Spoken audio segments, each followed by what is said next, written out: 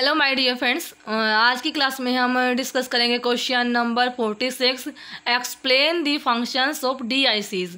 यानी कि DICs यानी कि डिस्ट्रिक्ट इंडस्ट्री सेंटर्स जो होते हैं उनके क्या फंक्शन है, क्या उनका काम है, ठीक है, क्या रोल प्ले करते हैं डिस्ट्रिक्ट इंडस्ट्री सेंटर। अगर आपको इससे पहले वाली वीडियोस चाहिए, सभी क्वेश्चंस मैं करवा चुकी हूँ, तो ये चैप्टर आज कंप्लीट हो जाएगा फर्स्ट चैप्टर।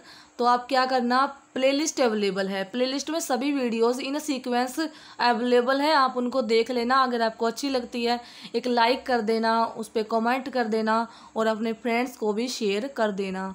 तो शुरू करते हैं। आंसर क्या है, जो भी DICs का रोल होता है मेनली क्या होता है, प्रमोशनल और डेवलपमेंट रोल होता है। जब इंडस्ट्रीज़ होती हैं उनको प्रमोट करने के लिए एंड उनको डेवलप करने के लिए DICs बनाए जाते हैं, ठीक है। टू अटेन दिस पर्पज़ यानी कि प्रमोशन एंड डेवलपमेंट के लिए क्या किया जाता है, प्रोवाइड किया जाता है जो भी नीडेड सर्विस होती है, जिस सर्विस की रिक्वायरमेंट होती है कि आज जिस भी सर्विस की रिक्वायरमेंट है या जो सपोर्ट चाहिए स्मॉल और विलेज इंडस्ट्रीज़ को, वो क्या प्रोवाइड किया जाता है। और कौन कौन से फंक्शन है, first of all identification of the entrepreneur. Identification of the entrepreneur को मतलब पहचानना एंटरप्रेन्योर को। DIC डेवलप करेंगी न्यू एंटरप्रेन्योर को डेवलप करेंगी by conducting entrepreneur motivation programme throughout the district, specially in small town.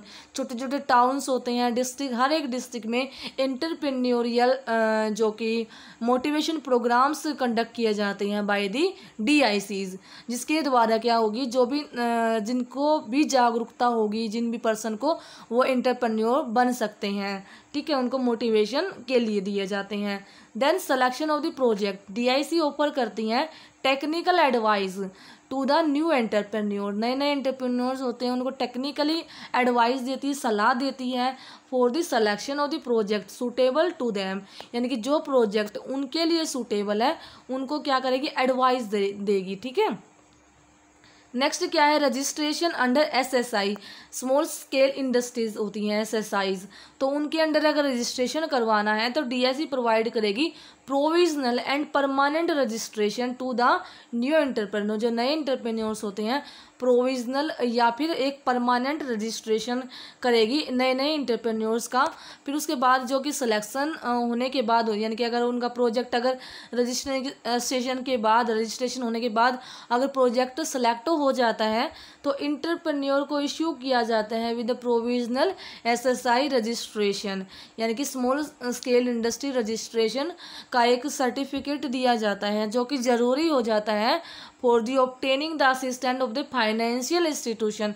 यानी कि अगर उसको प्रोजेक्ट क्या हो गया, सेलेक्ट हो गया, देन उसके वो क्या किया जाता है, रजिस्ट्रेशन सर्टिफिकेट दिया जाता है, जिसकी वजह से वो बाकी के फाइनेंशियल असिस्टेंस अगर उसको चाहिए फाइनेंशियल इंस्टीट्यूशन के द्वारा तो वो ले सकता है उस सर्टिफिकेट के द्वारा। एक बार अगर मान लो यूनिट परमानेंटली रजिस्टर हो गई, यानी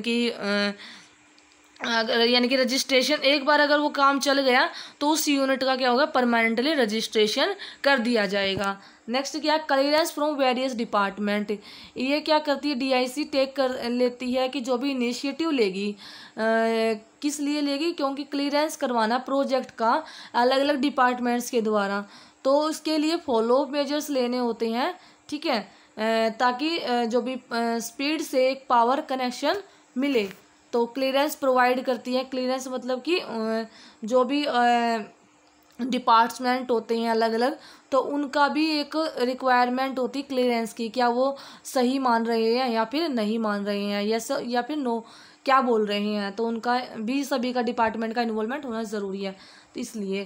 देन क्या है, recommending application to various other department.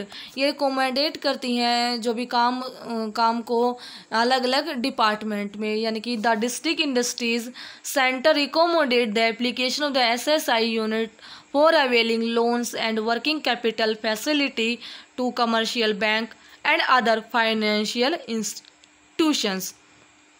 यानी कि जो डिस्ट्रिक्ट DICs होती हैं वो रिकमेंडेट करेंगे जो क्या कि जो भी एसएसआईज की स्मॉल स्केल यूनिट्स की क्या क्या एप्लीकेशन, उनका क्या काम है। अगर उनका काम डिफाइन हो गया तो फिर क्या उनको लोन मिल जाएगा, ठीक है, लोन मिल जाएगा। और जो वर्किंग कैपिटल जो फैसिलिटी मिलेंगी बैंक के द्वारा, जो कमर्शियल बैंक होते हैं या फिर और कोई फाइनेंशियल इंस्टीट्यूशन जो कि लोन प्रोवाइड कर रहा है। देन क्या है नेक्स्ट, अरेंजिंग सीड मनी।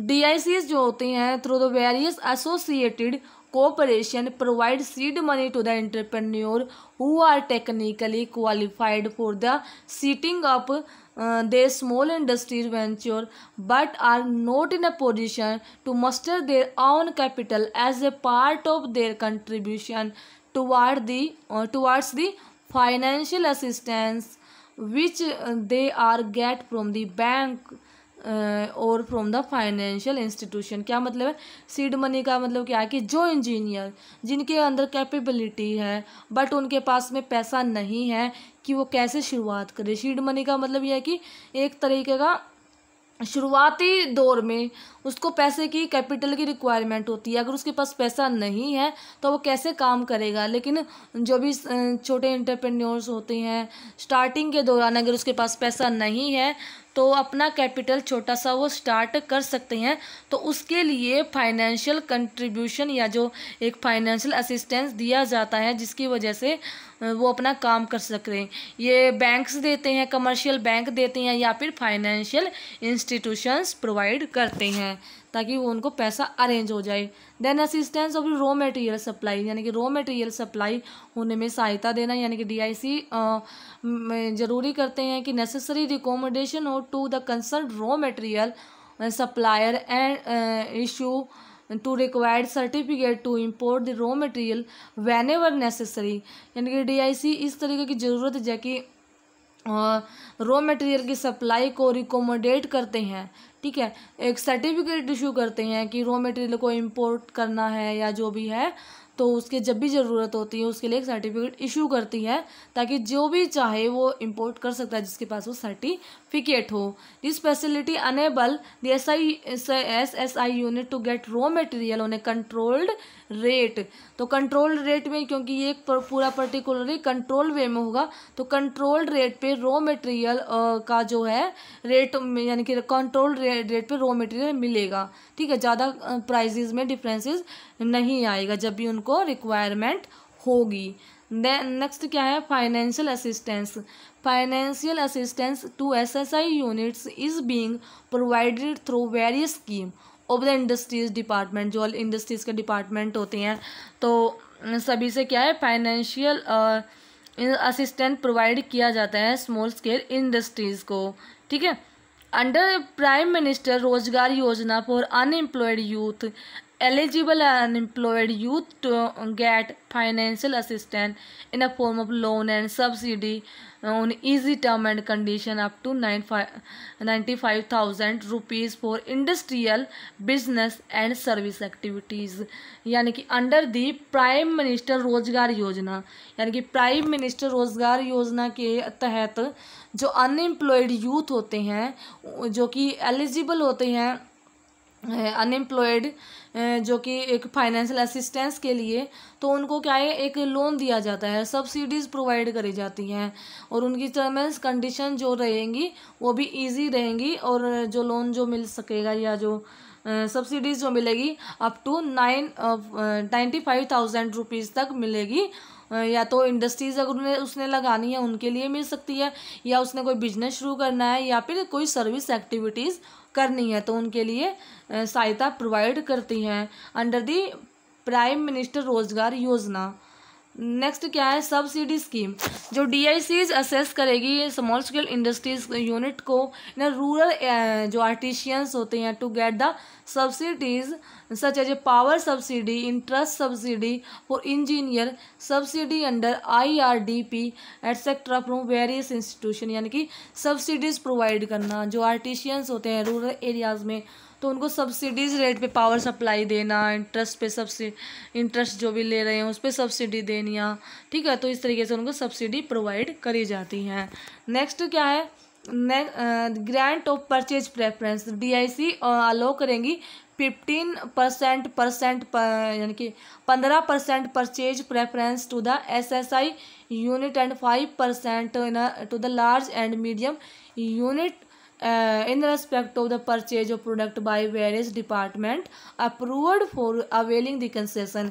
क्या है कि अलग अलग डिपार्टमेंट होते हैं जिनको कि कंसेशन मिलना चाहिए, ठीक है। तो जिन को कंसेशन मिलना चाहिए तो उस कंसेशन को एक पर्टिकुलरली परसेंटेज के अकॉर्डिंग दिया जाता है कि जो 15% दिया जाता है ऑन दी SSI जो कि स्मॉल स्केल यूनिट्स होती हैं, ठीक है।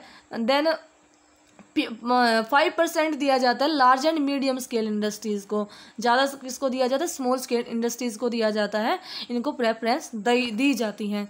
नेक्स्ट क्या है, assistant to the village artisan and handicraft, यानी कि जो विलेज में आर्ट का काम करते हैं या जो हाथ से क्राफ्ट्स जो बनाते हैं, हाथ से क्राफ्ट्स बनाते हैं, तो उनको असिस्टेंट सहायता प्रोवाइड करती हैं।